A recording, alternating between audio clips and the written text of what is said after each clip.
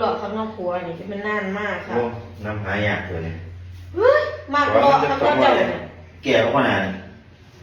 หนาวกันหนาวไม่หลอกแล้วก็มาตะขอตะเงินนี่บ่ว่าให้ดอกไม่อยากมึงงานการมึงสามันจีบสมคำเขาสร้างคือด่านค่านี่คือไกลมากนี่ถ้าเจ้าบอกว่าแต่ซื้อที่ว่าเมียเจ้าน่ะเจ้าผู้งาม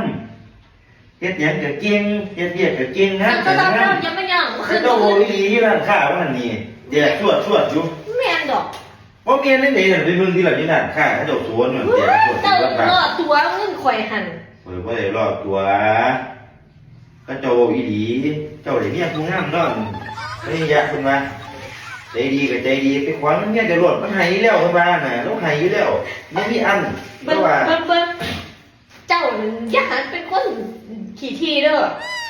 ถ้าเจ้าย่องเนี่ยคัดปันน่ะถ้าเจ้าอยู่จะคนเหรอหลายคนอยู่ถ้าเจ้าบอกมันก็ทุกคนน่ะไม่สบายเศร้าเนาะสิพ่อกินกันบ่บัดจังสิอย่าหันเป็นคนขี่ทีถ้าเจ้าย่องเมียเพราะว่าเมียเจ้างามดี เอาไข่กวนราคาขายแล้วนี่เรียบร้อยจะไปสแกนเลยสแกนเลยอ่ะบ่อันยัดขี่ทีถ้าเจ้าอุตส่าห์ย่องเนี่ย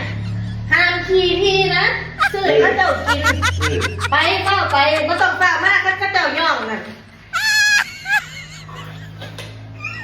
ย่างดีเลยซื้อคนบักหลายนึง